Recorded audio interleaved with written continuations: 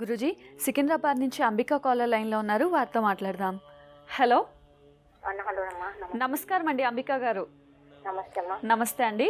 ఎవరి గురించి తెలుసుకోవాలనుకుంటున్నారు? జగదీష్ కోసం అండి. తప్పకుండా అండి. జగదీష్ నక్షత్రం చెప్పండి. ఆయన నక్షత్రం తెలియదు madam. Date of birth 26 October 10వ నెల 68. సరేనండి, మాట్లాడండి గురూజీతో. నమస్తే తల్లి. నమస్తే గురూజీ గారు, మీ పదవి వందనాలు గురూజీ. మా ఆశీస్సులో ఉంటుందమ్మా. మీ కుటుంబానికి అందరికీ నమస్కారం గురూజీ. వాళ్ళ ఆశీస్సులు కూడా మీకుంటాయి తల్లి. పూర్వాషాఢ నక్షత్రము, ధనస్సు రాశిలో జన్మించారు.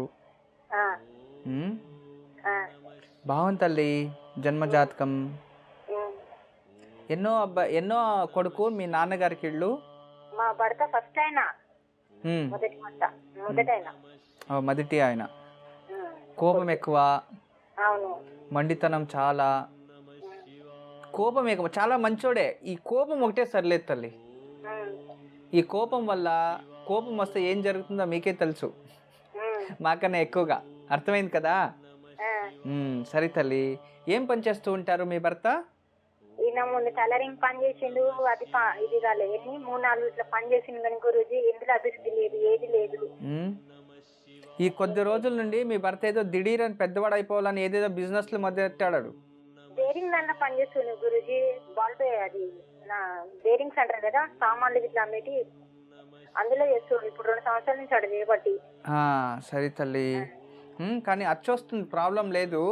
కానీ నిదానంగా డెవలప్మెంట్ అమ్మని చెప్పండి. ఎందుకంటే అప్పులు చేసి ఏదేదో చేసుకునే వెళ్తున్నారు వీళ్ళు. ఈయన జాబ్ చేశాడు గురూజీ. ఈయనకి ఏది అభివృద్ధి అనేది లేనే లేదు. ఇన్ని సంవత్సరాల నుంచి, పుట్టినప్పటి నుంచి ఇప్పుడు వరకు ఆయనకు అభివృద్ధి అనేదే లేదు. కష్టాలే అన్ని. అవును తల్లి, నిజమే. అంటే ఇతనికి ఇప్పుడు నేను చెప్తున్నాను కదా, ఒక దాంట్లో స్ట్రాటజీ ఉండదు. ఏదేదో చేయాలని ఏదేదో చేస్తున్నాడు అంతే. ఉద్యోగం 2 రోజులు చేస్తాడు, వ్యాపారం 2 రోజులు చేస్తాడు, టైలరింగ్ 2 రోజులు చేస్తాడు, ఇంకోటి ఇలా తిరుగుతూ ఉండడం అంతే. మీరేమైనా చెప్తే ఇలా కాదు, ఇలా అంటే ఇంకోపం అంతే. ఎవరు బుద్ధి చెప్పకూడదు మీ భర్తకి. తను ఏమనుకుంటే అదే జరగాలి. అలాంటి మెంటాలిటీ. ఇన్ని సంవత్సరాలు ఎలాగో తోసుకు వచ్చేసారు, ఇంకొద్ది రోజులు అలాగే జీవితం గడిపేయండి. ఇంకేం చేసాక అవుతుంది? అప్పులు రుణాలు ఉన్నాయా? అది ఒకటే తల్లి నీ అదృష్టం. అదొకటే. అది ఉండింటే ఇంకా చాలా ప్రాబ్లం అయ్యేది. భగవంతుడు నేను కాపాడేస్తాడు. నీ చేయి కూడా బాగుంది, అందుకే ఇలా అయిపోయింది.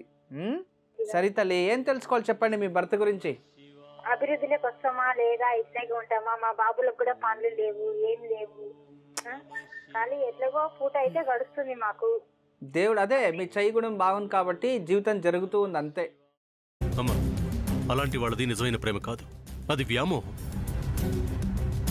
ఎగ్జాక్ట్లీ చిన్నత్త. నిజంగా ప్రేమించుకున్న వాళ్ళు అలా చేయరు.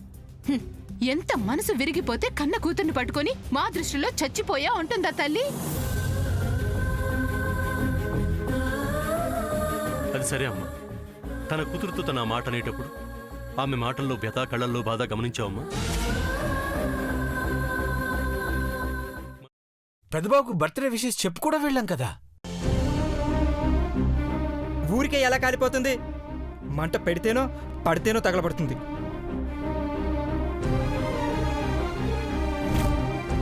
కరెక్ట్ చిన్నబాబు, నీకొచ్చినట్టే నాకు డౌట్ వచ్చింది. పార్వతే షర్టును తగలబెట్టిందనుకుంటా.